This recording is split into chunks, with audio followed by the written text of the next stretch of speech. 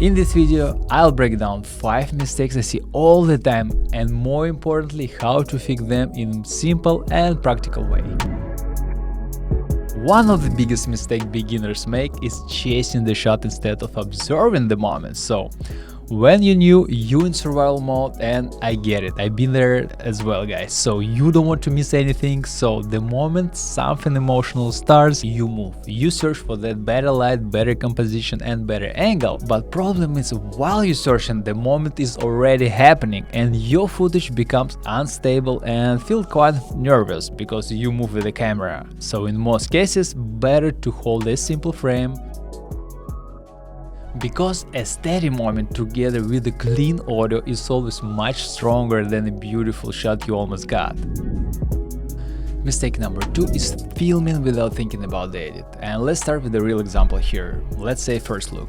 Most beginners shoot in one moment, one angle, bride walks in, groom turns, they do a hug, and pretty much that's it.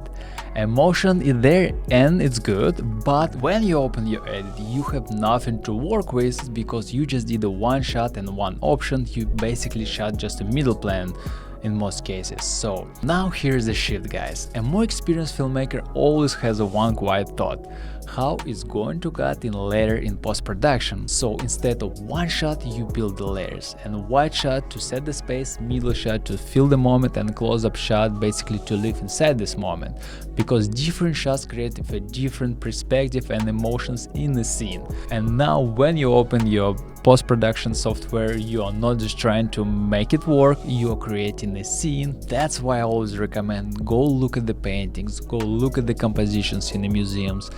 Train your eyes to see a space around you, because once you understand this, you stop filming moments and fragments and you start building the scenes. And honestly, this way of thinking, it doesn't come overnight, guys. And this is exactly why we created our wedding filmmaking program called The Flow, because we realized something important. And most courses out there teach you camera setting, gear, technical things, but this is not what actually changes your results. The real shift happens when you start seeing differently. When you begin to read the wedding, to read the space, feel the moment, and translate that into the film, not just as a videographer, but as an artist. And when that clicks, your work changes, your films become stronger, more emotional, and naturally your value grows with it. I will leave the link down below. Mistake number 3 is overusing the gimbal. And this one happens a lot. You get a gimbal and suddenly everything has to move, but gimbal improves stabilization and not storytelling. That's a problem. People just walk around on a gimbal filming everything, like cocktail hour, random guests, backs of the people, movement for the sake basically of movement. And when you watch it later, your eye doesn't understand where to land. There is a moment where gimbal is 100% the right tool and can even elevate your footage for sure. Like bride walk down the aisle, 100% will elevate your footage. The couple walk out after their first kiss, so you can step in front of them, walk backwards, hold it steady, and that shot just works and will elevate your footage as well. Portrait with the couple, it also makes sense to use a gimbal because it's slow, it's controlled movement while they're walking on the lawn, they interact, it feels natural. Also decor shots, tables, details, space around you to show the environment. In all of these cases, you know while you're moving, that's the difference. You don't move because you have a gimbal, you move because you want to tell the story in a different way.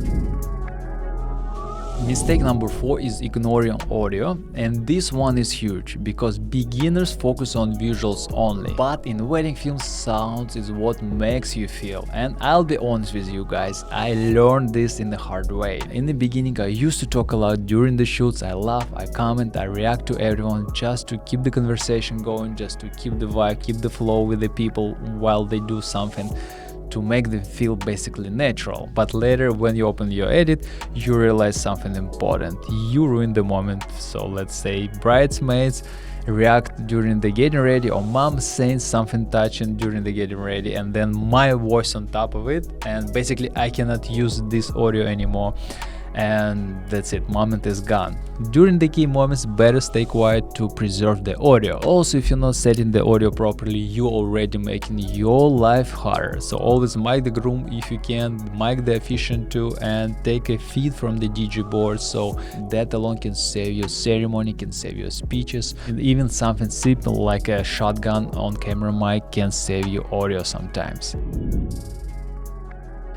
The light is everything for the filmmakers, and the mistake beginners make is very simple. They don't think about the light and they don't think about the shadows. So let me show you here on real example from the bride getting ready. So what beginners do? They start filming from wherever they stand in, and sometimes even directly facing the window. So what happens in this scenario is the background is bright, the face goes dark, and you lose the subject. So you can easily fix it by turning the bride slightly toward the window, and even 10-15 degrees is enough in this case. And you move yourself as well on the side from the direct light. First look and outdoor light. So this one happens all the time because couples stand under the trees in the middle of the day and sun is breaking through the leaves, and you get that patchy light, the spots all over their faces, and later on post-production it's very hard to make consistent color. Here's a simple fix: move them 2-3 steps, that's it. Find a clean shade or rotate them to the light so when it becomes even.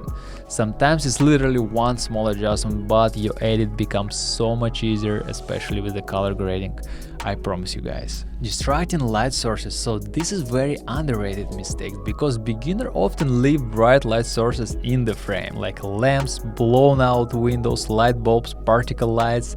So they don't think it matters, but visually it breaks everything. Now the viewer looks at the lamp instead of the couple. So the fix is pretty simple. You can control the frame. If something is too bright for you guys, you can reframe, or you can shift slightly, or even turn off the light when it's possible. Your footage will become so much cleaner and polished. And of course, these mistakes seem small, but they quietly affect how your work feels. And the good news is, once you start noticing them, your decisions becomes more intentional and your shots will feel cleaner, more polished, more controlled, and of course your films will be more elevated and polished. And if this video was helpful guys, please subscribe, let me know in the comments what would you like to see next. And this was Lev with Vanilla Film, and I will see you guys in the next video.